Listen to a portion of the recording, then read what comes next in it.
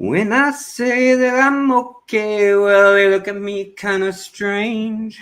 Surely you're not happy now, you no longer play the game. Well, people say I'm lazy, dreaming my life away. Well, they give me all kinds of advice, designed to enlighten me. Well, I tell them that I'm okay and I'm doing rather fine. Watching shadows on the wall. Don't you miss the big time, boy? You're no longer on the ball. Boom, boom, boom, boom. I'm just sitting here watching the wheels go round and round. You know, I love to watch them roll. No longer riding on the merry-go-round. I just had to let it go. Anyways, guys, how are we doing? Are we doing good? I think we're doing good. We got two different streams running up today. We got horizontal and we've got landscape. I don't know what that means, like how that is going to be interpreted by the computer and all of that. Do I have both legs? Is anything broken? Anna, that's a great question. I have both legs. One of them still has a broken bone in it. It's not a major bone. It's the talus bone, which, I mean, that is your biggest heel bone, but it's not a big deal. Don't worry about it. It's not in a hard cast right now. I'll find out literally tomorrow if I have to wear a hard cast for another week or two. But right now I'm in a soft cast because my leg was swelling too much with my autoimmune stuff in the cast. And so it was just getting too tight and they had to cut the cast off anyways. It wasn't really giving support the way they wanted it to. So they put me in like this tight wrap stuff that basically it crisscrosses. It's like a corset for your leg. And it puts your leg pretty tight so that you can't build up swelling or edema as much down your leg, and then that way, in theory, the blood flow and everything is stabilized a bit better. But yeah, I'm doing good. I'm feeling pretty good. You know, I wanted to hop on a little earlier, about an hour earlier than normal, and just see if it brought out anybody different from the bushes. See if we could shake some of y'all loose from a different time zone or whatnot, and just see who was around and all of that. But the chats are separate. Oh, that is yucky too. So I don't know how I am going to see it. Yeah, there are two different streams. I am just trying this for the first time now. It's like how some people do Twitter streams, or rather Twitch streams. Sorry, they do the Twitch stream and then it goes to other places. That's kind of the idea, I think, but it's all through YouTube. And I don't know if some of it's going as like, come on in, we've never met you before. And it's doing that. Like it has the benefit of broadcasting in portrait and mode, or if it's all the same as the landscape mode. So I don't know, but I'm kind of curious. And so I thought I'd try it out. But if it's awful, if you hate that you're seeing it in landscape, then check out the portrait mode. If you hate portrait mode, look for my stream again on my main channel and go into the other one and see if you can go back and forth. I don't know. It said like that it's a new system that optimizes it for whatever device is watching it in theory. But what I'm seeing is my demo for the, well, right here is center, I guess, for both.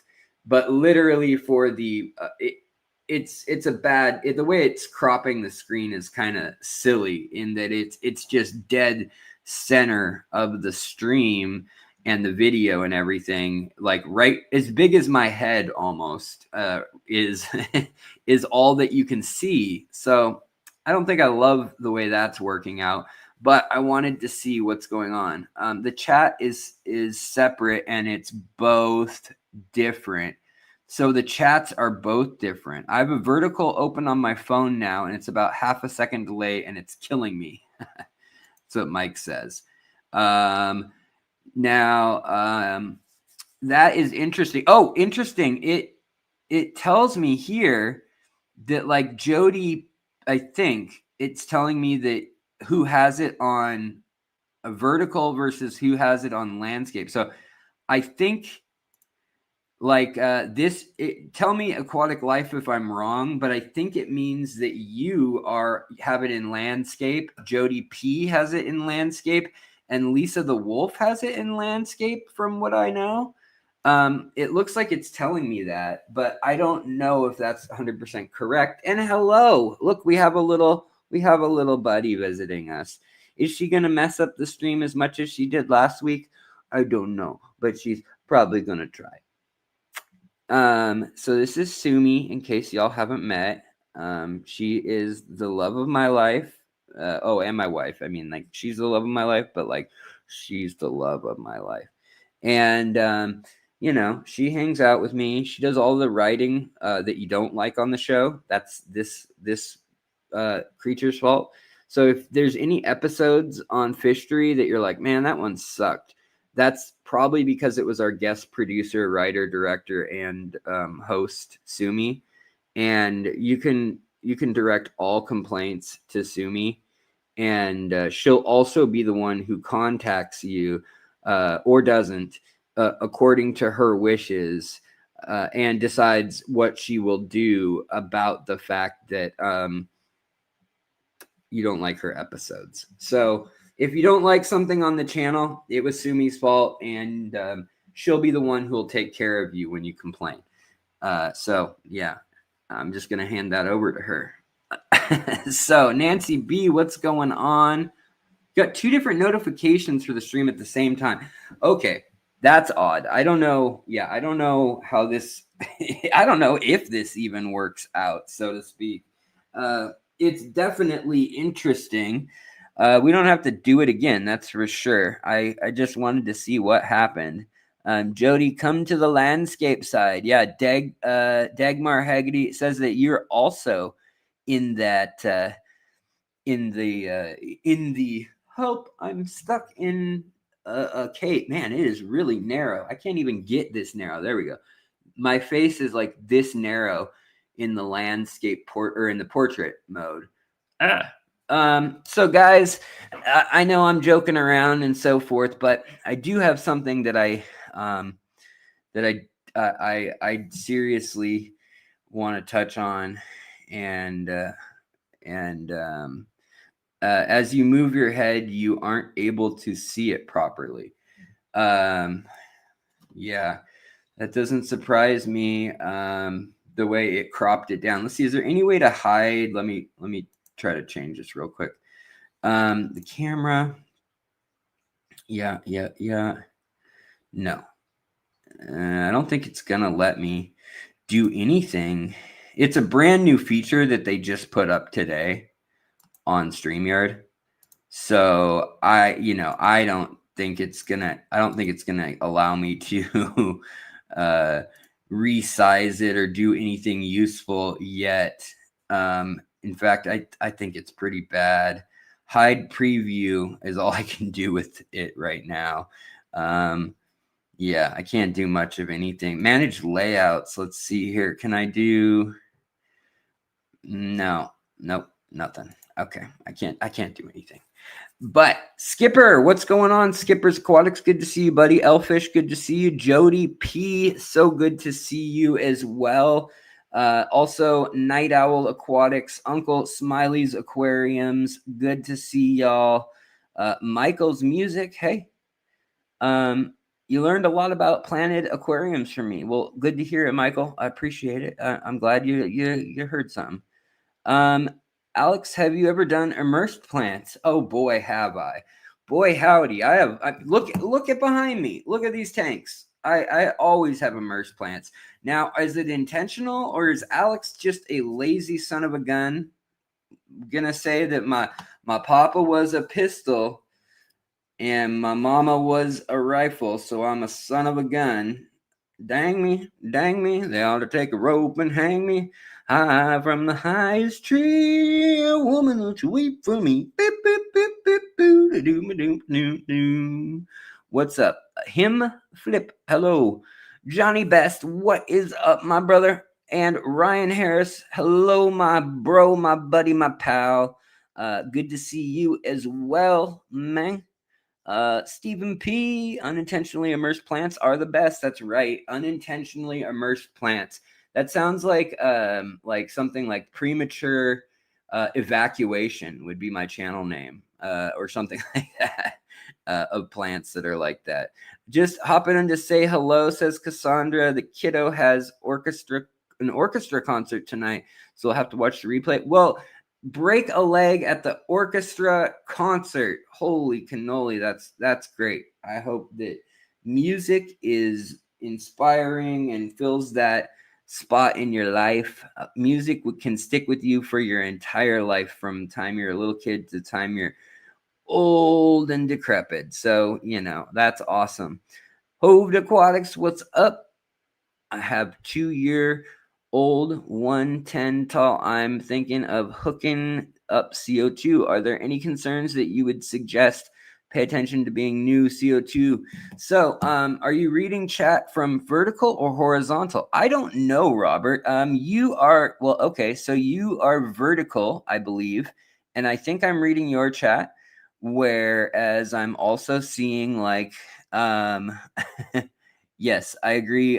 This is from the horizontal or landscape mode, which would be yes, unintentional immersed plants should be the name of Stephen and Alex's band. What about, I don't know. What about, or premature emergence? How about that one? Or premature evacuation of plants. Premature aquarium evacuation. Chatting from vertical and landscape, both, I believe. But if you don't like the vertical, hop over to the other one. I have no idea how YouTube is going to split up the demographics between this. And that's kind of why I'm trying it. Like, I'm trying, it's a new feature that I'm allowed to do now. And I have no idea why there's if we are showing up. I'm not seeing anybody who is brand new to the community as far as I've seen. And usually when we go with the vertical, there's people just constantly popping in that are just watching live feeds, kind of just bored browsing. And I'm not seeing that right now. So I'm wondering if there's even a point to this layout, unless you're just really wanting to film in portrait style. But yeah, 100% worth testing, 100% probably not doing it again, I think, is the consensus, though. Yeah, thanks, Jeff. I appreciate it. Fritz Lang, hello. How's it going? So we got some folks in here, that's for sure. What's interesting, though, is I can't at all see how many folks are watching. Yeah, it doesn't tell me how many folks are watching whatsoever. So I have no idea how many folks are watching between the two streams or anything. It doesn't give me a count on each one or anything like that. Very odd. Asya, good to see you. But everybody smashed the little heart on the vertical feed. It gets more traffic in people's algorithm. Yes, Mike, you're totally right. That is why I wanted to try it, is because it is easier to interact with in a share, stumble upon. If you're flipping through shorts, then it's definitely easier in most cases on YouTube to have it in the horizontal. In the vertical. But in the horizontal, that's what everyone wants when they're used to watching live streams and things like that. So yeah. Oh, you have a blue demon baby. Right on. Is that an orange-eyed blue demon baby, Fritz, or what's going on there? How do you do landscape in YouTube? I've only been able to do verticals. So it depends. If you have a phone, it makes you do one or the other. But if you set it up through third-party software like StreamYard or one of the Twitch or any of the streaming platforms, then you can set it up different ways. I have mine right now set up through StreamYard, And StreamYard, it's a new feature as of today where it said, do you want to send a broadcast vertical or horizontal? And that was a choice I didn't have before in StreamYard very long ago.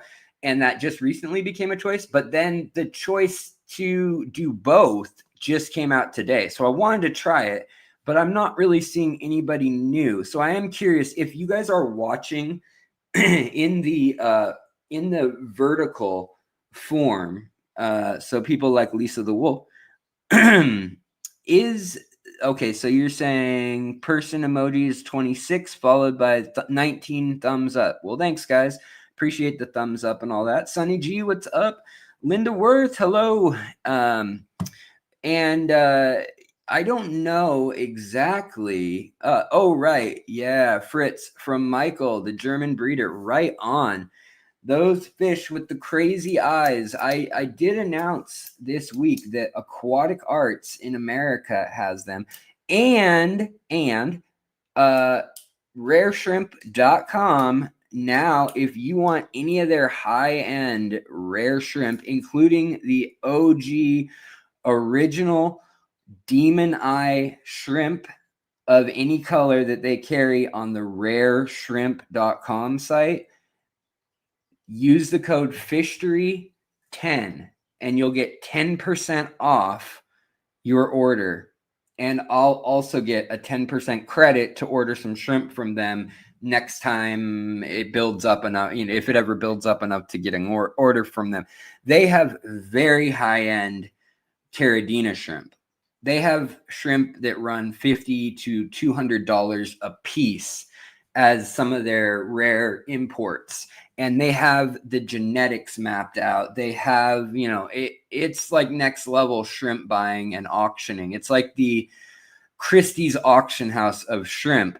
So check out Rare Shrimp if you want real high-end stuff. If you're looking for American bred, line bred shrimp, I would go with Grant Eater in the Garden of Eater for Caridina. But if you want Neo-Caridina and wild Caridina things like Babalti, green Babalti, Pinocchio, lace, Amano, the different colors of Amano, that's where I say Aquatic Arts is my best hookup that I've got for you guys, and I think they do a great job. Also, another great shrimp hookup if you're buying domestically in the U.S., for Neo-Caridina only, pretty much. They have a few others sometimes, like crystals, but Moonlight Aquatics. So basically, Fishtoy, the word Fishtoy, all in caps, and then either a 10 or a 15. Try it out. I'm going to try to standardize all my codes for that, so that if you ever see my code somewhere, that is, it will be some version of Fishtoy, the word Fishtoy, and then either 10% or 15%, which is a reference to how much percentage you get off the total figure, So try that out if you'd like. But yeah, there's some pretty cool stuff out there in the world. That is for sure. Have you ever done immersed plants in bins, like a setup specifically for immersed plants? So I have, and hello, Fish Dad. I heard you ran into another friend of ours in the fish store. Then she drove 2 hours or something to the store and ended up running into you, and y'all happened to both know me through the channel. So that blew my mind, and I was very happy that I could be a little missed connection there. Or, well, I guess it wasn't missed. I guess you guys made the connection. Oh yeah, Asha's in both chats now. Wicked Freaking Aquatics. He's gonna be in the he's in the portrait mode, the vertical stream. And then we got Redneck Aquatics and oh, I did. Oh, you see, that's even crazier, Fish Dad. I thought you were working. Whoa. Stay in studio. That it just asked me, are you even in studio? Very odd. Okay, so StreamYard just said, are you in studio? Leaving in, and then it started a countdown of 30 seconds to kick me out. Wow. I will say that in the full video screen. Oh, wait, hold on.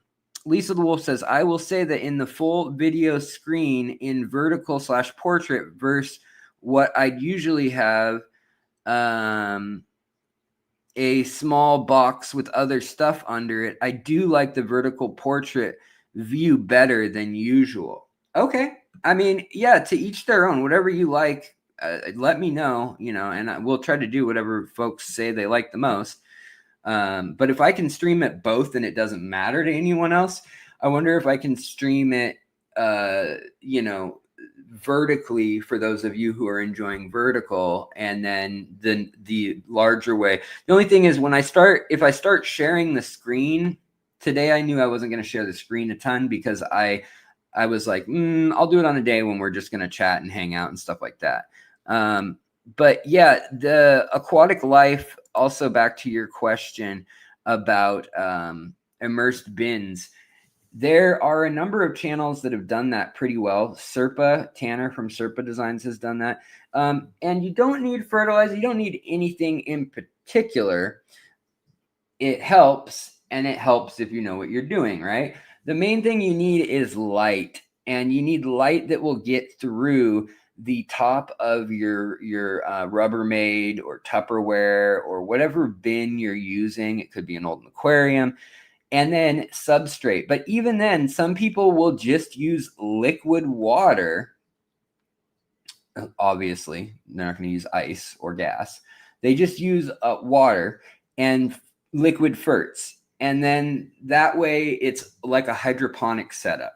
And they're growing the plants by hydroponic root setup. And then the plant is in a humid chamber. So you can use something like Akadama or Aquasoil, fill up your Rubbermaid tote, and then just keep it in a room that's warm. Or maybe you've got like a closet where you can put a little space heater, or has like a wall heater that you can stack these bins. The thing is, a lot of people stack them and they'll put the thin lights in between each one. And some Rubbermaid totes even have like notches in them. So I've seen people put the light bar or LED lights even in between the top ridges that kind of stack together. And then they stagger the boxes so that they can still stack it and have light shining in through the foggy, opaque side. Most of the Rubbermaid totes that I see don't have a quality transparency for light to get through, especially the UVA, UVB, if you're using like really good full spectrum lighting. There are two history streams. There are two Fishtoy streams running right now. There are infinite if you believe in the multiverse and quantum physics, but we won't get into all that. Yes, there are two, and there is a horizontal and a vertical stream running at the same time. The vertical stream, I believe, is the one. It's slightly delayed for most people. But it should use up less bandwidth, and it should also show up for those flipping through channels. M&C Aquatics, good to see you. Yes, StreamYard has been acting really screwy as of late. I think they're adding too many features, and they don't know. They don't work the kinks out sometimes before they start something else. So, yeah. Mike says, I think I'm going to go into the light business. They've got you all fooled by the amount to charge for lights. They do that, aren't worth a crap, and they aren't even technically waterproof. Yeah, a lot of lights are way overpriced. The thing is, there are only about 5 LED diode manufacturing plants of note that make 94% or some crazy statistic like that of the LEDs in the world. And CanSun is one that I almost always end up tracing back mine to. So CanSun, and then beyond that, there is a father company or mother company, whatever, that is Cree, C-R-E-E. So there's LG, there's Cree, there's another one out of South Korea, and I can't recall the name of that one right now. But to have true one color diodes, so if they're not diodes that turn colors, like that can cycle through different colors all in one little filament strip, even though I think technically those have different diodes just all crammed in really tight. If they don't do that, then they are from a very limited number of factories that sell to almost everyone in the world. And so when you really get down to brass tacks, you'll find that they're like something, you know, like 15 cents to 20 cents a diode for a lot of these LEDs, and they're flat. They're like a stamp. And if you look in like a Fluval light, you figure they're paying, you know, 15 to 25 cents or whatever. They might be buying it, like I said, like it may not be Cree that actually sells them the light. They may not buy bulk enough as an aquarium company. So they may need to buy it from a Cree wholesaler broker type company. So it might be that they're paying 60 cents a piece and the middleman keeps the money. But at the end of the day, almost all aquarium lights have either these weak cool or warm lights that are pennies to make diode wise, or they're that next step up. When you get to the ADA stuff, there are some exceptions. Also, when you get to like the saltwater tanks, you get into some exceptions and some different lighting setups and things. But it's interesting because you're only going to be able to cram either more of those diodes into there or more power across those diodes. And it's really down to the casing and the software on a light after a certain point, right? So you've got your like entry level, and you're always going to see that stuff. You can even get really good bright light on a decent diode. So like the floodlight hack is what I call it. When you go out and you look for the Cree LED mark, I always look for that. It's not always listed, but a lot of times you can see on the back, it'll say CREE, all in bold letters, in capital bold letters, somewhere down low on the box or whatever. And it'll say Cree diodes or Cree LED. No matter what the actual brand of light is, you'll go Home Depot, Lowe's, Maynard's, whatever, and Menards, whatever, Walmart, and you get an indoor-outdoor floodlight. And that thing, if you get it at the right warmth, so somewhere between 6,000 and 7,000 or 5,500 to 7,000 is really the range you could plausibly use and not probably end up with a total disaster. I think 6,500 is the ideal personally. Some people will say 6,000 is a better blue sky day kind of option, but that's a nice balance between warm and cool. You're not going to get just a ton of algae, but those lights, you can pump a ton of energy and a ton of electricity through those diodes. They can glow very bright, and they may be only $15. You may have to buy one for every square foot of your tank, but that will be a very high light tank. It's just not truly full spectrum either.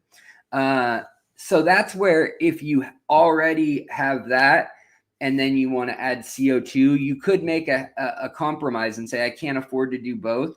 But generally, I say if you're going to run CO2, if you're going to run super high lights, if you're going to run fertilizers other than a tablet or a once a month dosing kind of thing, or if you're doing water changes weekly, I understand if you add a pump or two every water change, I get that.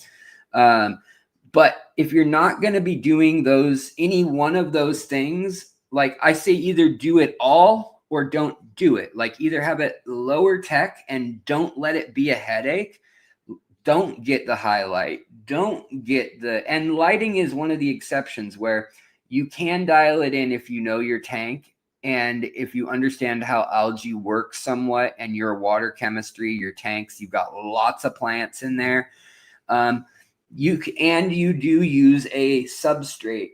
You don't need to have a substrate, but you're going to do a lot better. You're either going to need to do a lot of water changes and have good flow and aeration, or you're going to need to have substrate with nutrients. It's kind of like you can either have a quick moving tank with lots of water turnover and highlight and grow some pretty plants, or you can have a medium amount of water turnover and lots of plants and a medium to highlight, CO2 and ferts and grow incredible plants. But if you want to do anything between those things, usually you're going to hit problems like, bang, we have algae blooms all the time. Every time I add the ferts, I get an algae bloom for a week or two, and then I have to back off. And I get it. I've been in that same spot. And yeah, Stephen is saying here, I always recommend dimmable lights. The single most important thing to control, thing we must be able to control. Yeah. I say you can get a dimmer switch for a lot of lights, even if they don't sell them with one. I think that's interesting. And somebody else said, I want, I want to do the pleco with a sponge filter and lots of aquarium plants and lots of house plants. You can do that. The plecos are going to make a lot of poo. When animals make a lot of poo, I mean, if you just have 1 or 2 plecos, it's going to be fine. But if you have like 5 or 6 full-grown plecos in like a 55 or a 75, if you're breeding them, if you're growing out plecos, holy cow, then you need to figure something out. But when that happens, I think it's best to have flow and to not have it planted all to bejeebus. I think you should have flow and have a canister filter or hang off the back filter, but probably a canister filter, because a sponge filter isn't going to do the same job picking up the big chunks of poo. Whereas if you have good flow targeted and it's at the bottom of most spots, then either the fish rutting around in the substrate, or your power heads, or your flow from your canister inflow and outflow should pick up a lot more of those big chunks and curlicues of poo and stuff that happen with those bigger fish. And that's true with big predatory fish as well. Definitely. And appreciate that, Aquatic Life. Say, make sure to like the video. It will help Alex. It will help me. It will. I would love to throw some Hillstream loaches in. Oh yeah, and yeah, definitely. Somebody, who was it? It was Oliver Knott. That's who it was. Oliver Knott just did a video on his channel in his shorts section that was about this tank. I think it's in Germany, but it was set up, and it's a Hillstream tank, and it literally is a laminar flow tank set up to replicate Hillstream turnover. And it is fascinating looking. I think it's like $2,000 or something, but it was like maybe 28 gallons or something. As when I looked at the liters, and then I was kind of figuring it in my head, but I think it's something like 20 or 20, a little over 20 gallons, but it is basically like a long washboard, shallow tank with some rocks in it, and then a French style looking bottom drain with like slats and foam, I think, over it must be. And it was taking like the waste and everything and all going in one direction. It makes me wonder why we don't do that more often. I mean, I know it's not the inherently easiest mechanical thing to set up a tank with power heads and or outflow on one side and only or inflow on one side, you know, flowing out of the filter setup down, and then it flowing across from either left to right or right to left, and having a slant to it even, and replicating a true hill stream. But man, I couldn't, obviously, I don't have the money. If I was a rich person, I would spend the money on it. But if they could get something like that, like set up for in the like $600 range, I think a lot of home aquarists would be willing to try it out. And I think we could probably get a lot of breeding and stuff that we never see usually, because laminar flow is also a very different kind of flow than flow when I've set it up in tanks and I've said, hey guys, this is my attempt at a hill stream tank, and I use a long tank and I use power heads and I push things along, and then I have very weak power heads at the very end that are crisscross. So I have two that are side by side pointing kind of into a beam, like a river flowing down the length of the tank if it's like a 30 long. And then at the far other end of the 30 long, I'll have two more filter power heads rather, or impellers ripped out of filters.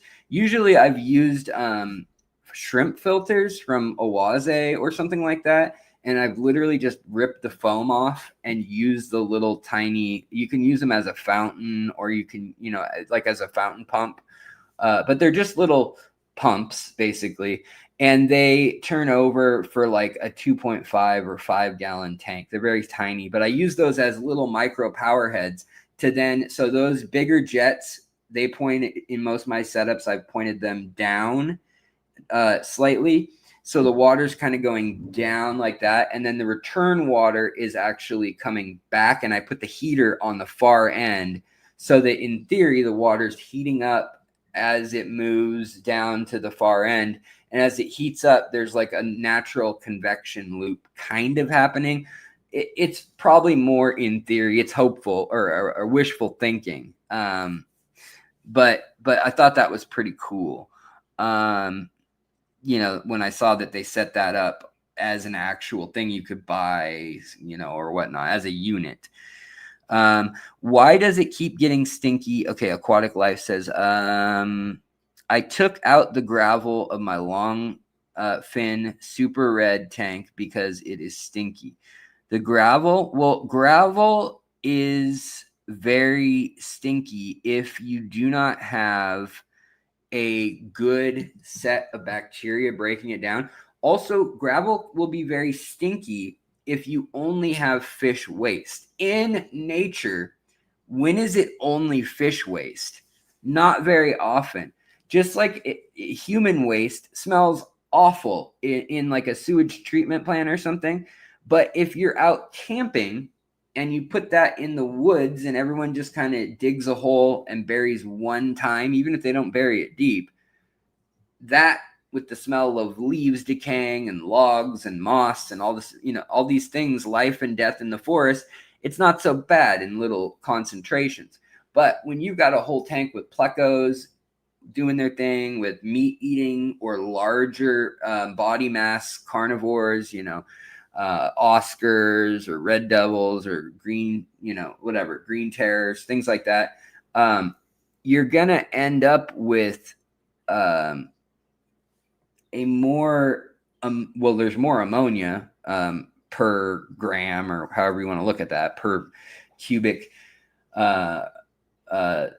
cubic liter or cubic centimeter of fluid. But yeah, you're gonna end up with more cubic milliliter, I guess is how you'd say that, right? I guess all milliliters are cubic anyways. Whatever, you get my point. There's more ammonia and there's more of exactly what they ate, basically just breaking down. Whereas if you can get a diverse flora and fauna, you get plants that are falling into your gravel. You have not just gravel, but actually voids down in the gravel for different density levels of your waste to make their way down. Things like having 3 inches of gravel even rather than 1 inch of gravel. That will allow then your fish waste to settle, and the finest, siltiest, like dusty stuff is going to make its way into the tiny little cracks and things with Brownian motion, and just with like the tank's microcurrents and things like that.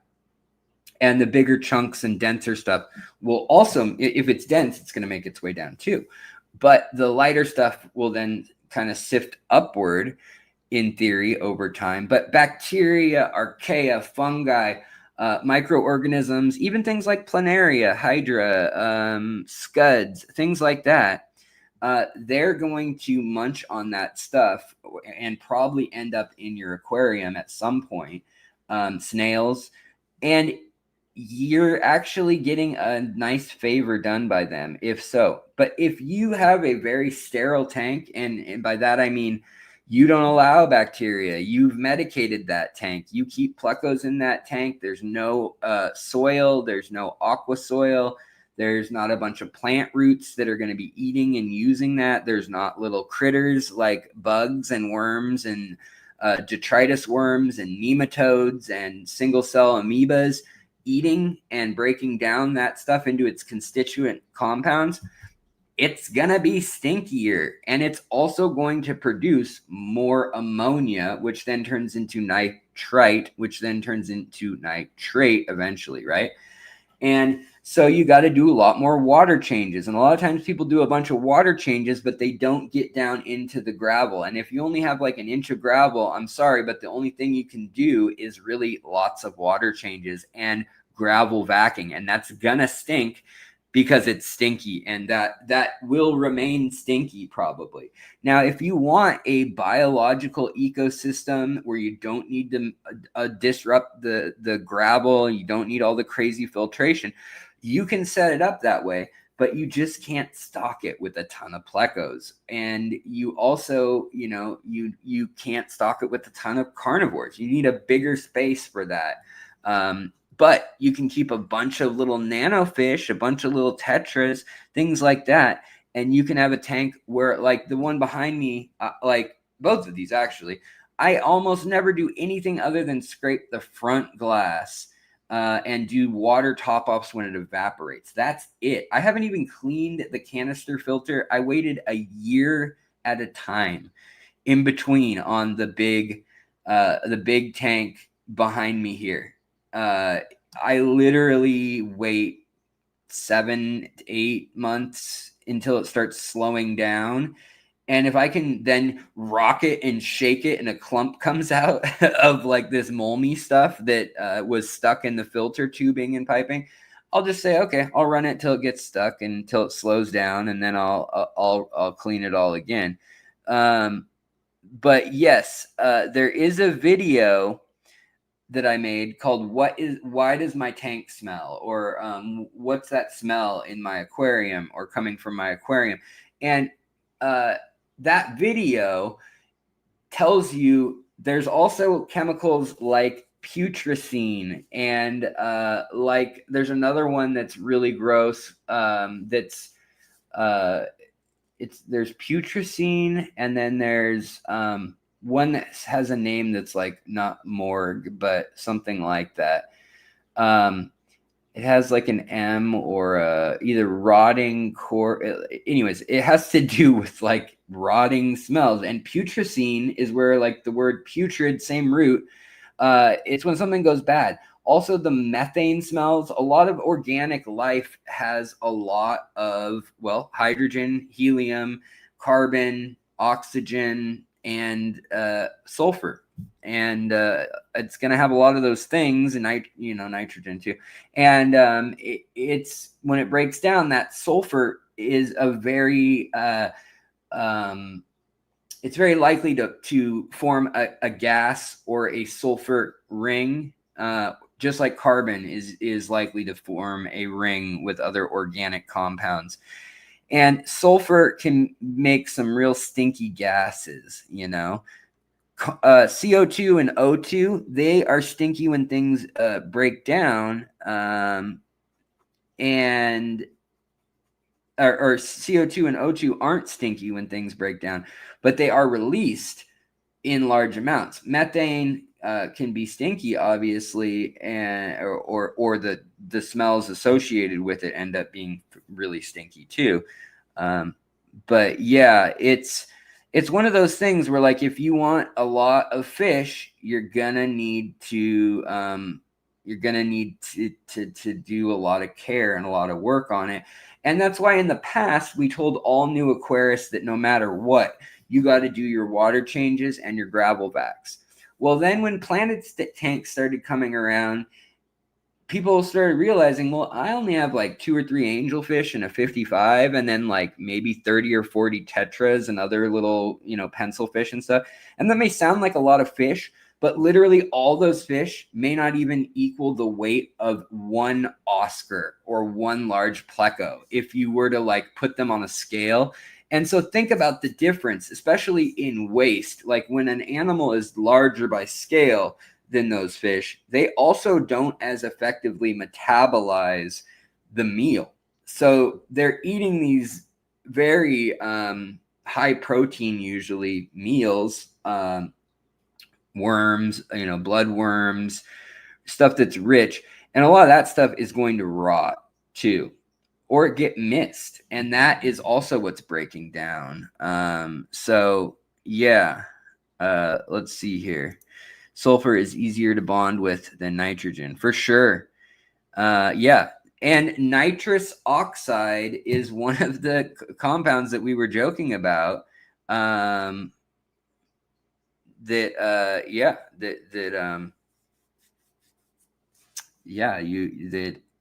laughing gas that comes out of things rotting.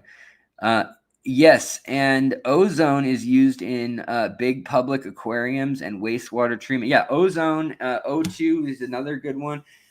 Also, humans can smell ozone, and we like the smell generally. We can smell it stronger than a shark can smell blood in the ocean.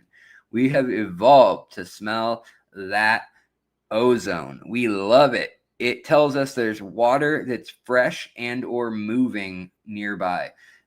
Usually it's either from rain and like petrichor and the smell of the rain falling on after a hot day or a long dry spell, and that smell of it falling on dirt and or like concrete. Also, there's the smell if you're out in a desert or a hot place that water releases when the humidity drops below like 20% in a brutal desert, Death Valley or the Sahara or something like that.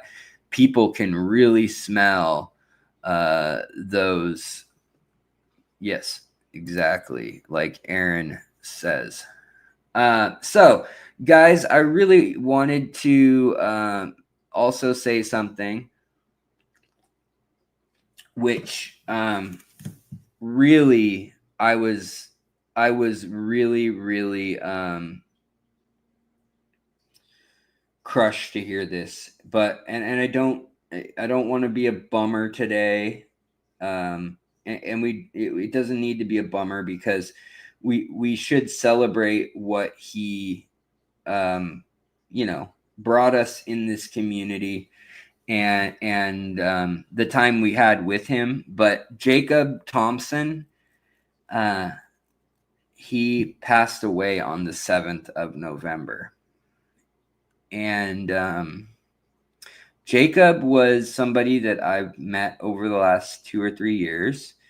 And he was somebody that in my head I thought of as, he's a young guy studying in the world of this stuff. I knew he'd had his health with autoimmune issues challenge his ability to go to school and get a degree, for instance. But that he was going to Ohio State University, go Buckeyes. My wife grew up out in the same exact suburb by some odd chance, and he may or may not have. I didn't ever inquire because I felt like it was rude, and it didn't matter anyways. But just to give you a vibe, if you watch his stuff, I think he might have been a little bit on the spectrum, autistically or Asperger, at least with the having an obsession in a way that was like almost unhuman, in how obsessed he could get. And I recognize, I sympathize with that. I have OCD, whether it is a form of very, very mild Asperger's, I don't know. They have never officially diagnosed me with that, but I have been diagnosed many times by psychologists with OCD, and compulsive thoughts and getting obsessed with things. And even like at one point they thought I was bipolar when I was young, because I would get so obsessed and like focused that I wouldn't sleep, I wouldn't eat, I would paint, or I would read about a subject. And he was a guy who was all about learning and educating, but he definitely so I say that as not at all any sort of shade or any sort of like he was a weird dude. No, I say that in the best way possible, meaning that if he was going to read about something, he's going to like track down experts and he's going to like read cited papers, and like we needed that so freaking bad. Like Rebecca Bentley, Stephen P 2003 right there in the chat, who's more like my age. But we need the youngins in school. We need new YouTubers who aren't just about like eating Tide Pods and feeding steaks to their piranhas. I love piranhas, but I mean like not about the spectacle and more about the actual incredible complexities and fascinations that occur within our aquariums or within nature. And he definitely was able to concisely and precisely deliver very, very complex ideas in a way that I understood. And I think he was getting better at even like kind of reducing those down into like short form that anybody could understand. And that's something I've really struggled with. I've always been way too verbose, way too wordy, way too probably beat it over the head 30 times. But I just wanted to say that, we lost Jacob. And Jacob was somebody who was very, very similar to me in that he confided, and it wasn't a big secret, but he confided that he was in so much pain a lot of his life with his autoimmune stuff, and his weight would fluctuate, and he found a way where he had, lost a bunch of weight, and he was like eating a diet that made him feel better, and he was lifting weights. He looked, really healthy. He really did. And I thought he was doing really well. And freaking autoimmune issues. Something went wrong. I don't know what yet, but he didn't make it on the 7th. And I spoke with him on the 6th, maybe even into the 7th. We were talking, and I, we talked about working together and having him on the channel even. And I was really, really rooting for this guy because of how he would present things, and because I saw him as somebody like about 10 years, a little more younger than me, and that was going to go get the credentials and going to be somebody, so anyways, he is somebody, and he made over 300 videos that you can still go see. And so I want to shout him out. I did a post in the community section under posts, and you can go see a 2-hour chat he had with Cameron over on the Fish Room from New Zealand, another great YouTuber, kind of does more nerdy, more like vetted professionals. And so that says something that he interviewed this guy 3 years ago, as an expert in the title. And, he,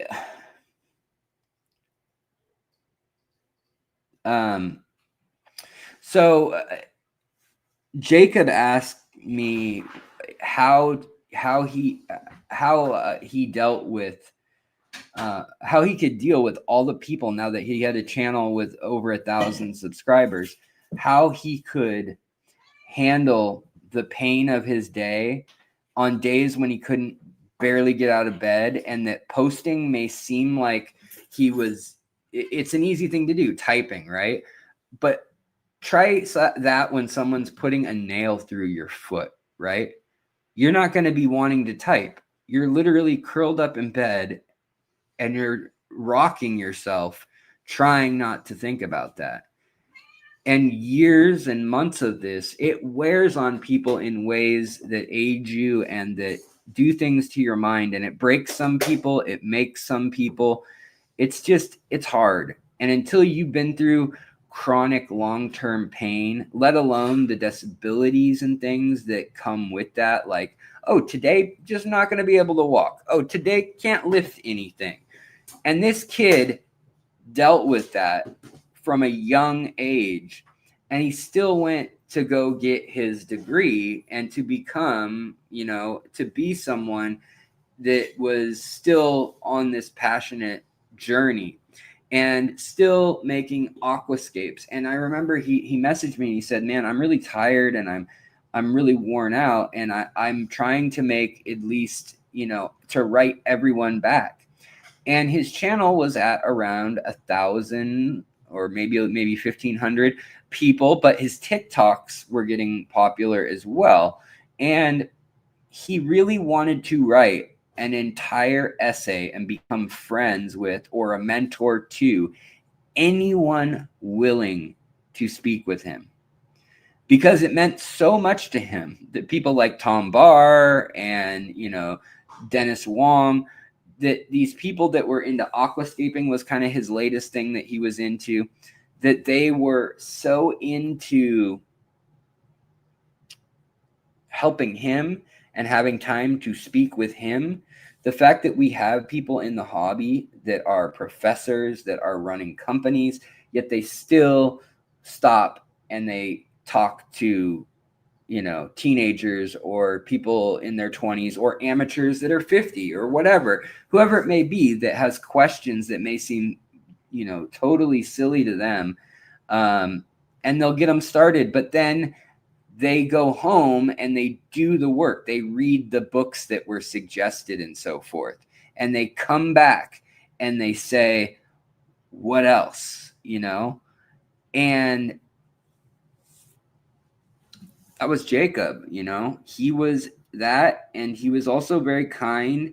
And he also was somebody who was constantly, I know some people annoy the hell out of me, I'm not going to lie, that think they have a fix or a solution for your autoimmune problems, and they mean well. And it's so sad that you get so jaded with people being like, try coconut oil rubbed on your knees twice a day. And I swear your rheumatoid arthritis or your lupus or whatever, it'll go away in 2 weeks. Or you just need to stop eating sugar, or you just need to stop eating glucose or gluten, whatever it may be. You don't think that somebody who's like on disability or crying or, whatever it may be, or just like can't even make it out of bed, that they hadn't probably tried some of those main things, those easy things. And yeah, if we have somebody in here who's a mod, if you could put his channel in, I would really, really appreciate it. Flying or Flamingo Hurricane, hello. And welcome. I'm glad you're here with us also. I'm just speaking on Jacob Thompson, who we just lost. And yeah, eat cinnamon, as Lara G says. You have hemophilia, Aaron says, and my blood doesn't clot. Most people say, yeah, my sister. Yeah, that's the other thing I hate too. Oh, you tell them, oh, I have lupus. And they're like, oh, yeah, I got that too. I got bit by a tick when I was camping. And I'm like, Lyme disease? Did you go to the doctor and get told? No, Dr. Oz about 7 years ago. It all made sense. Ever since then, I've been gargling with, apple cider vinegar. And now it's all fixed. You just need to try that. Yeah, I've heard so many things, especially when I worked at Trader Joe's, and I'd have like rashes all over my face and welts personally, and or I'd be all like literally bloated and look like a bad caricature of someone not having an allergy attack. And yeah, just it's crazy. Yeah, like you said, Aaron, yeah, people don't understand that, like, oh, you have a genetic disorder you were born with, like, and hemophilia is like, yeah, a cut could freaking kill me if I don't have the right, you know, care or medication, you know, whereas other people are like,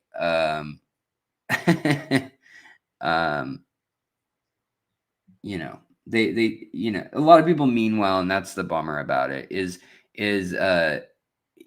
they mean well, but I think other people just want to inject their own life and or ability to know something, like, oh, I know the fix to this, I've got a cheat code, like it's a big conspiracy and all you have to do is cut out red dye 40 or whatever.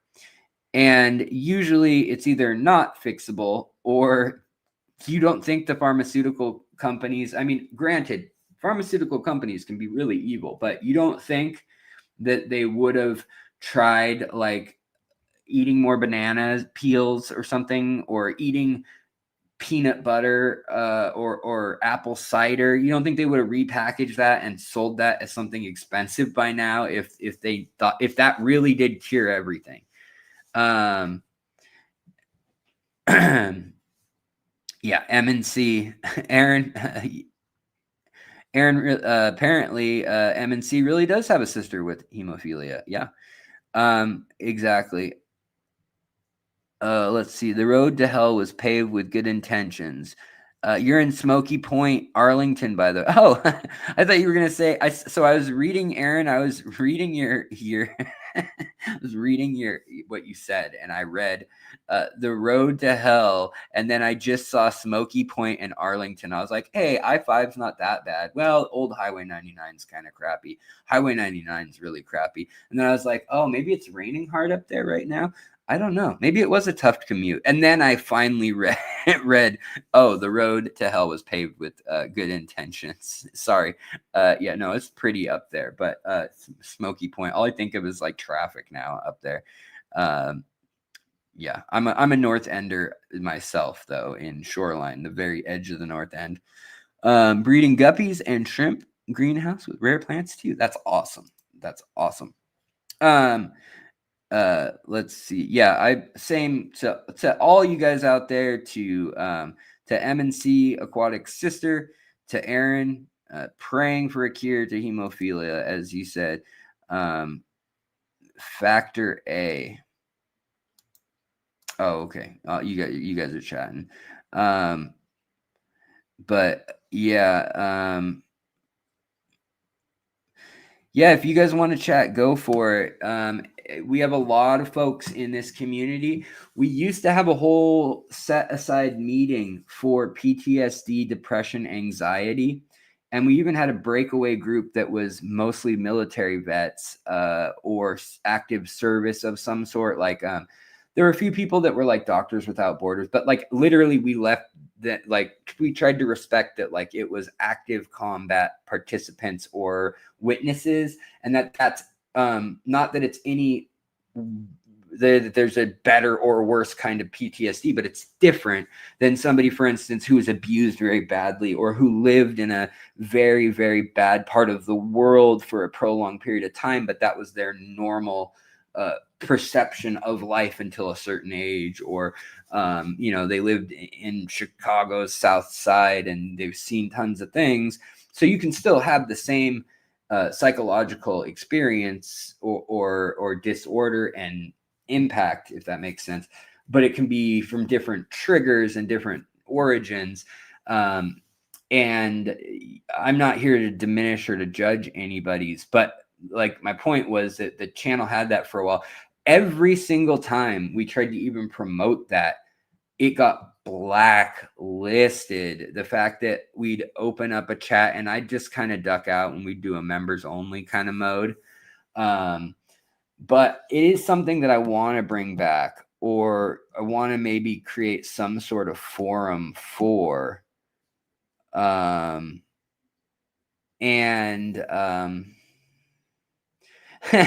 Ryan just said, just watched Thompson Aquatics video on fish bag tying. My mind is blown. I can never get that crap down. Yeah, so he recently, his most recent video, I think, his last video, he posted was of how to tie a bag of fish. Like if you're at a fish store, if you work there, or if you're pulling fish out of your tank.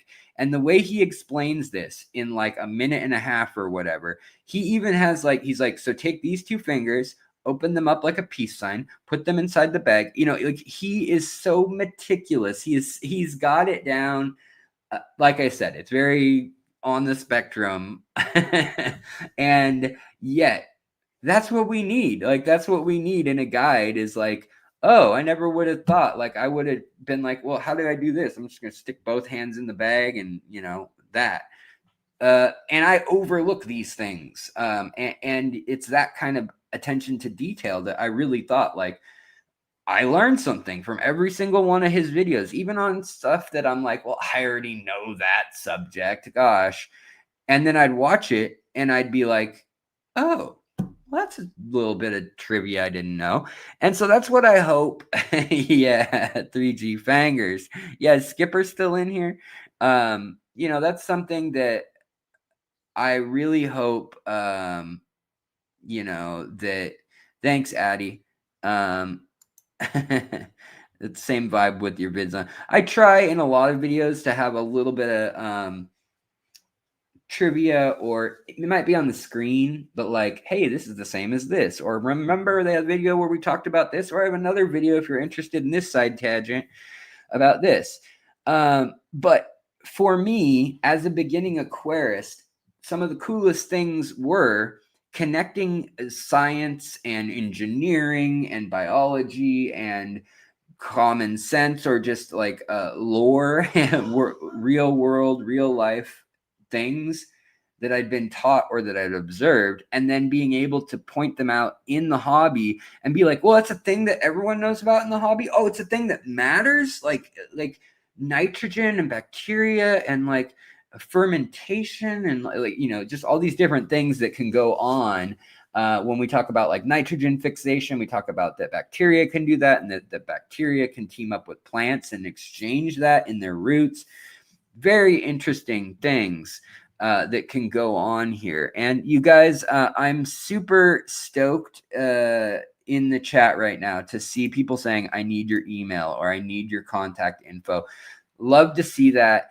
Please continue to do that, you guys. That's what we're about here. You know, Beto, are you headed out? Is that what's going on? I see you. I hope you have a wonderful night. What brings me into, I've got a low-tech 5-gallon for shrimp, and it's crazy seeing what new life pops up from week to week. Yes, if you have a shrimp tank, you will learn a lot more than a fish keeper will learn, because you will see all the things that fish kill. So you'll see the planaria, the hydra, the ostracods. You see all these life forms that you're like, where the heck did these come from? And they could have just been in the water from your aquarium stuff in the bag when you bought your shrimp. They could have been on you, eggs and just bacteria and little life forms and stuff. They could be on plants a lot of times. They can be on the actual shrimp in the exoskeleton or in its digestion, and voila, especially the older the aquarium is, the more little things get in there.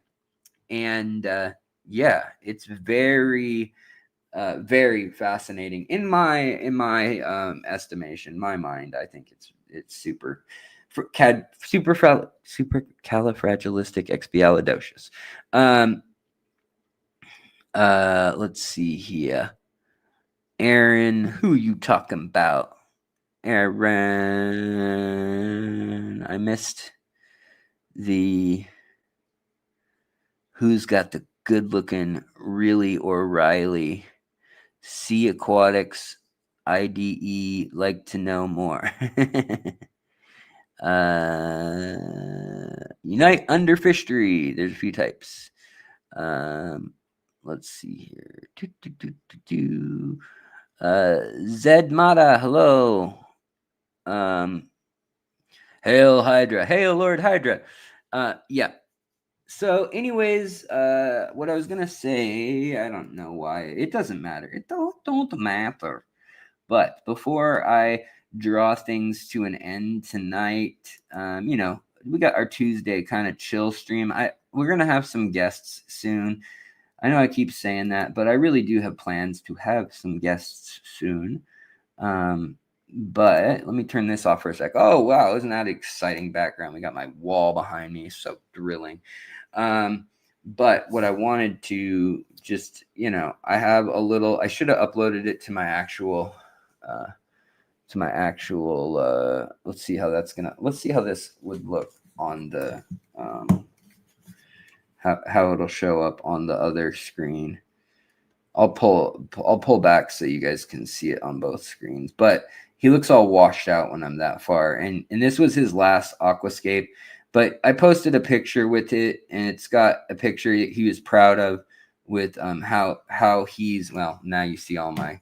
This is what we were going to talk about today, and I got on a side tangent. So I'll just change the title. That's how Alex works.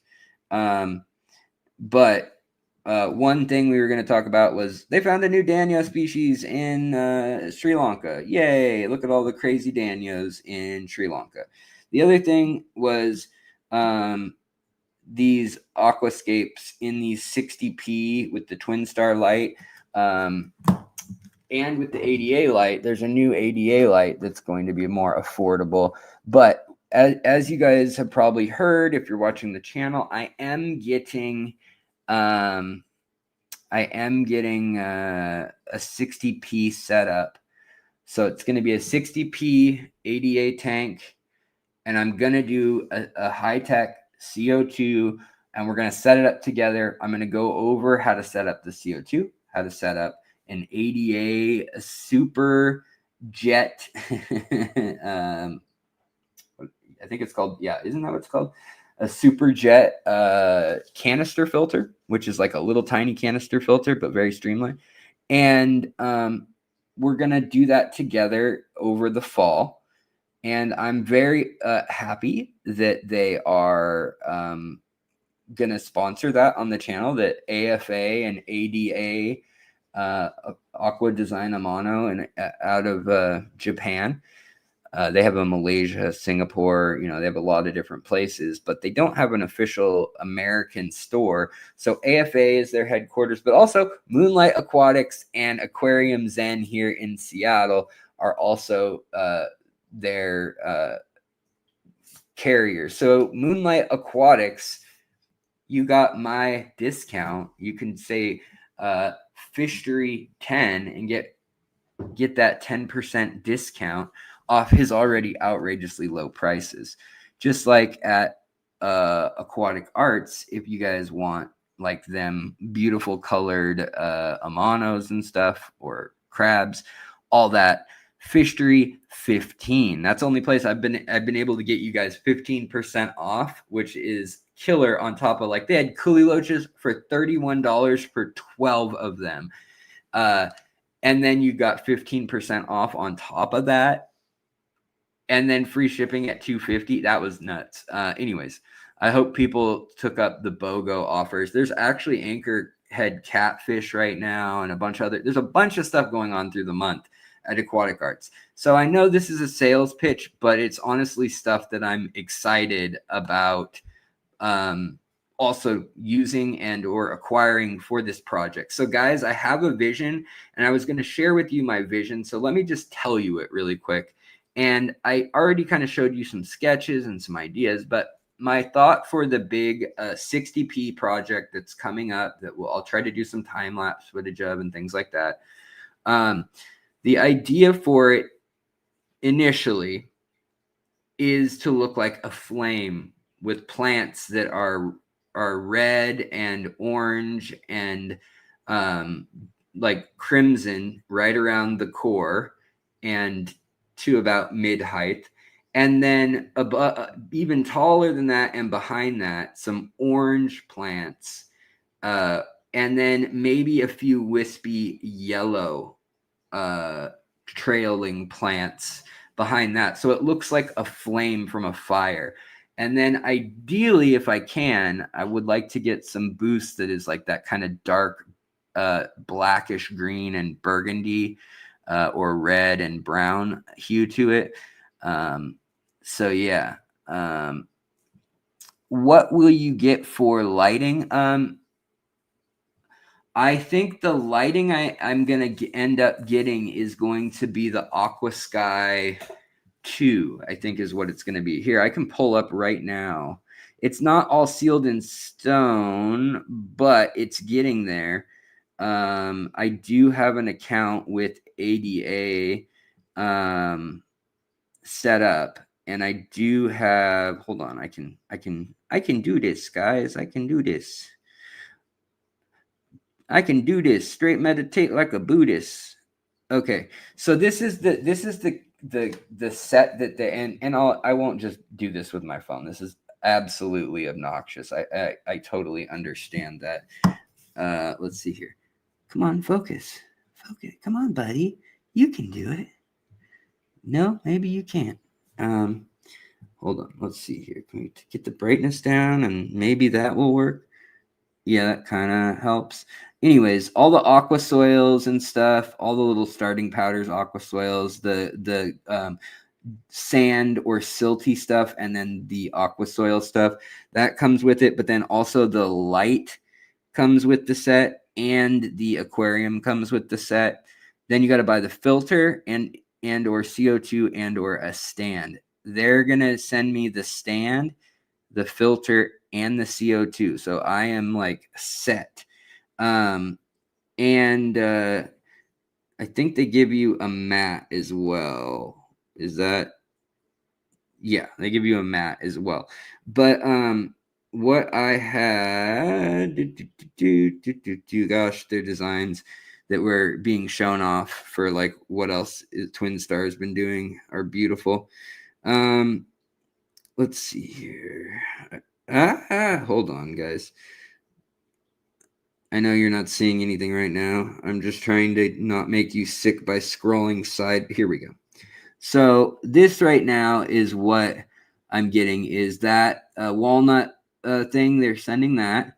They're sending the ADA Superjet filter. They're sending the CO2 kit. That's the Archaea, not the ADA, but it is $229, and that's actually that comes with the 5-pound bottle and the regulator, the dual gauge. It also comes with the what do you call it? Of course, my phone turns itself off every 6 seconds. It also comes with like the line and all sorts of check valves and stuff. So I was impressed by that. And then there is the free delivery to your house, which that's half the battle. I used to want to buy an ADA tank so bad, but the delivery used to be literally like $600-700. Oh, and look at the protector on my screen's cracked. That's how you know I roll. But the ADA garden cube is what they're calling it, even though it's not a cube. Lost in translation. But this Substrate campaign set with the Aqua Sky Oh, yeah, Aqua Sky RGB2 LED is going to be the one that it comes with. And so I am going to try all that stuff. I've worked with all those brands. I like all those brands. Twin Star is a brand that I like. I think it looks good. I love the light spectrum on it, actually probably more than ADA or even like Fluval and stuff. It grows plants well, but the wiring is soldered so cheaply that I have had to rewire every Twin Star light that I own. And yes, this tank will need more water changes, but I want to show you guys, like, this is how you set up a so-called high-tech tank. If you're wanting to get into it, I'm not going to do one that's like high tech. That's like, we're not going to do EI dosing. That's a headache. It's just going to be, if you want do your water change once a week or maybe even twice or once every 2 weeks, and maybe trim your plants then and scrape the front of the glass. That's the kind of level of commitment we're talking about here. But yeah.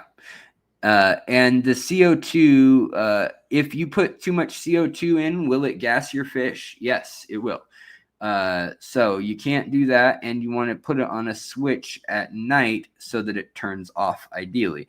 Now, I've ran it as an experiment. If you're not running high CO2, you can run low CO2 to even kind of mid CO2, but I can run like a drop or it goes by bubbles, but a drop or a bubble per second on like a 15 or 20 gallon tank. I can run that just fine all through the night with lots of plants. And even though the plants are also putting out CO2 at night, if you have a hang off the back filter or a canister filter that's churning the water and also incorporating atmospheric air, usually you'll be okay. Now, it's when people are really cranking that CO2 to the max that they end up with problems. And it's usually when they do that and they overstock, or they do that and the water's very warm. And there's lots of things you can do that impact, like if you have really warm water, there's less retention of oxygen. So, those kind of things can happen. What stock am I going to put into that tank? We're going to talk all about that later. Laura G says, have you looked at Weak Aqua? I am getting a P1200 from Weak Aqua. I don't know them, or I haven't looked at that, but I will. I'm just right now, I'm literally going, I've never been quote unquote sponsored to build an aquascape. And nevertheless, by the American, distributors of ADA, UNS, Archaea, Twin Star, Kessel, these incredible brands, right, that I've looked up to for a long time. They know where I used to work, and they've seen pictures of some of my old scapes and stuff, and they've seen all my nature stuff. And so they were like, what would you do if you did an art piece or an installation with our gear? Like what could you do that would be different from most scapes? And I was like, I'm not going to do a Dutch scape. I'm not going to do a fully nature tank. It doesn't make sense to do the lasagna soil substrate. So I'm going to show another way that is the optimal way of growing plants. This is the Tom Barr, the Dennis Wong, 2-hour aquarist, the George Farmer, the people who are known for aquascaping and doing it well. This is how you will optimize plant growth, and your fish should be happy. I mean, ideally, but this is really more about like plant growth, trimming, and like what the science and technology. We've come to a point now where these debates are not really debates being had by the professionals. So like people say, what substrate do you use? There's not a question. If you grow stem plants, you're going to do it within a range, but I mean, you're going to have CO2, you're going to have high light, you might have a few highlights, you may have different warmths and different, different frequencies and things of each light, or one light that has all of them, or the brand you use. But at the end of the day, whether you do estimative index dosing, or you do constant dosing, or you don't dose, but you just use the substrate and then you dose as needed, whatever it may be, these things they're settled. Now, are there 40, 50, 60 other ways to keep fish that are less work, that are cheaper, that don't look the same? Of course. And that's why my channel has spent like 8 years showing you guys the either inexpensive or natural way where you don't have to do as much work, because of the autoimmune conditions, because of all that work, because I like to breed fish, and because I like to watch fish behavior more than almost anything about the hobby. That's why I like to see the fish interacting. And they don't do those things in a tank full of CO2 and other plants quite the same. But that is what that project will kind of embody. And it'll probably be, a bunch of episodes, like 8 or 10 episodes over 4 or 5 months. with the build and with the stocking, and then maybe a 10-minute video here for how to set up their canister filter and a review of their filter, how to set up. But I told them I'm going to be impartial. Like if there's something that I don't get or it's not intuitive or I don't like, I'm going to say it. If it's a bit expensive, I'm going to say it. Now, that being said, people know when they get into certain brands, this is the Rolex of watches, you know, this is the whatever. It may not be the very highest end, but it is the gold standard for showing someone, I have made it. I understand these things. And I have some money to flaunt about these things. And aquarium gear is no different. And I have kind of been turned off by that for a long time because of some of the personalities and things that come and go with that. But honestly, the things that the amount that has pushed forward the affordable hobby, like the fact that there's little CO2 kits, there's home DIY CO2 kits that you can build off of and use, and there's paintball canisters that you can use with adapters that are easy to buy rather than having to have a friend machine them for you like 15 years ago. This kind of stuff is what also is driving the hobby forward, because at the end of the day, these are fish that are pretty. Some of us, yes, keep them because we like care species, we like endangered species, we want to help with conservation and preservation. But at the end of the day, you go do that locally, or you move to an area, you get into a field and do the conservation that way. If you think that your money is best spent in aquariums with ornamental fish to do conservation, you're probably sorely mistaken. With a very few exceptions of like certain projects, like they get worked on, like the tang being bred in captivity. And if you're someone who's going to buy tang for the Cincinnati Zoo or something every month, sure, you might be making a real push towards that getting done. But my point is that this is an aesthetic hobby. This is an opinionated hobby of, I like this look, and sometimes that's all the justification needed. And rimless tanks, why do you have a rimless tank? Well, why do you have a rim on your tank? Like, you know, it's in Europe. I'm gonna leave you with this because I can't talk all night, but I do love you guys and I appreciate you. Oh, cool. Fritz Lang, check for a distributor, Riverist.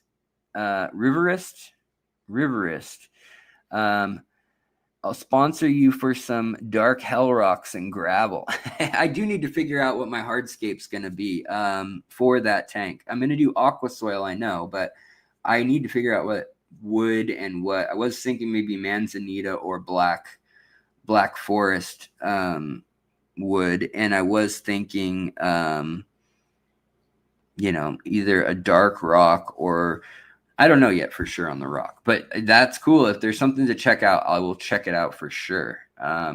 Email me too, just if you want. My email is Alexander. I wonder if this will show up in both places. Alexander. That's not Alexander. Alexander J. Williamson at gmail.com. So hit me up there if you have a spot you'd like me to check out for sure. But I had the last story I'm going to tell you is there's a little so I always wanted a rimless tank, and when I got one 13 years ago, 12 years ago, whatever it was, I was beside myself. They're really expensive. You know, the shipping is more than the tank itself because it's fragile and they break. And when they ship it to a wholesaler or an aquarium store, they actually nest the tanks like Russian dolls, but they can't do that with the big tank when they send it to your house. So it's in like a wooden pallet sometimes. Luckily, I had a store where I got it and I bought a used one, and I had a viewer who was helping me. And so it was like $279, which to me was the most expensive tank ever, right? Because I was used to the dollar per gallon and 20 gallon type tanks. But I got that tank and I thought that was amazing. Well, all my other tanks at the time, back when the channel was new, were all tanks with rims. I only had the one rimless tank. And the one rimless tank was in the living room, and it was kind of on display separate. And this girl in Hungary, I want to say, it's either Hungary or Croatia, she said, "Where do you get those cool braced tanks?" And I said, "Braced tanks? Like, sorry, I don't understand your meaning." And I thought that was a weird comment. I didn't have a lot of followers, so it stuck with me. But then all of a sudden, she sends me a picture about a week later, and she goes, "I made one from scratch. I made an American style tank." And I was like, "What?" And I was like, "Well, I know a Euro brace tank," and I'm sending her back. Well, that's like kind of the meta frame tank that we use in America that caught on, that had the chrome all the way around, kind of that now we do with plastic because it's cheaper. And now we don't do it on the horizontal sides necessarily. Some tanks still have that. Some have a middle brace across the top. Others don't. But we don't do the rimless thing made in America here that much anymore. We do acrylic too. But I was kind of racking my brain thinking, what is she talking about still? She sends me a picture, and she found PVC plastic from something like a pallet. And she had used an electric hot knife and cut it off. And she made herself a whatever, I think it was like a 60-liter tank or 80-liter tank, I think is what it was. And she made braces out of plastic for it because she thought that looked cool. Because in Europe, she couldn't find them anywhere. She could only find rimless tanks. And so it's all a matter of perspective, like what is the more fancy or decorative or rare thing. But at the end of the day, I feel like I want to show this channel something new than what I've been doing exclusively with the more no filtration, low filtration, breeding in a colony, never do a water change. My videos all have that info now, right? That those videos will be there and you can go look at them. And I love them, and I still keep a lot of tanks like that. That's how I will. That's how I survived. That's how the fish survived through these illnesses. But now I think it'll be fun to do one kind of high tech and compare and contrast and show off the differences and how I do both, since to show you like there's no one right way. There's lots of different ways. But you guys, I really appreciate you. Those peppermint plecos, I think Moonlight Aquatic has them. Use the code Fishtoy10 for a big discount. But go to Moonlight Aquatic and check it out. See if he's got them. He had a bunch of the peppermint, very, very cute plecos. He had a lot of really nice plecos in there last time. He was selling down on them. Like he was selling out of them quickly. Tropical Fish Co. Hey, Alex, I know you are almost done. I just have been lurking doing emails. Just wanted to pop up and say we have the website up and running. Tropical Fish Co.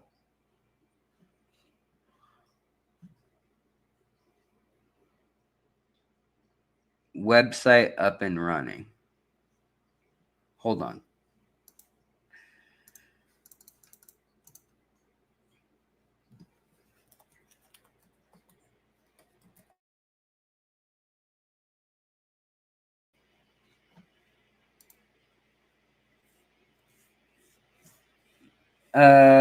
What website? Now I'm, or Tropical Fish Company.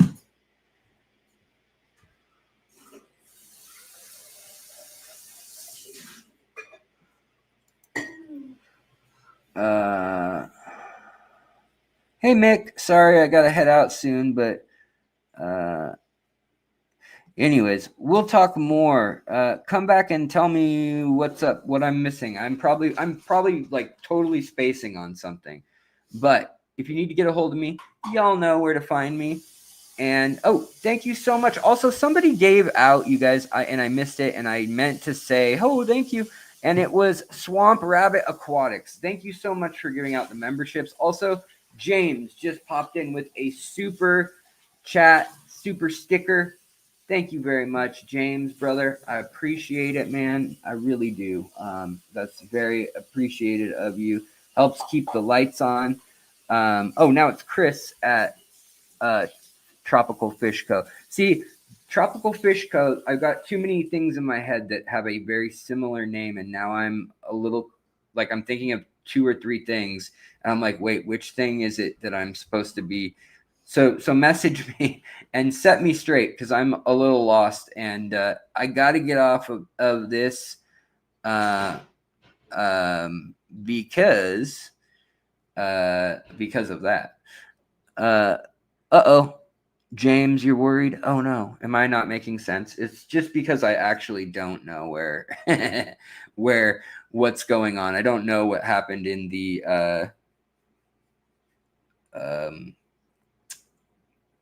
chat. The chat got very confusing. And we also have they are a new online shop. Oh, okay.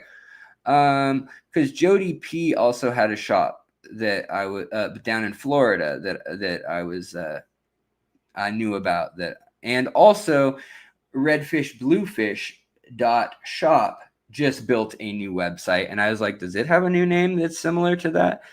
So I know there's a lot of shops out there that have oh, thank you, James. I appreciate that, brother.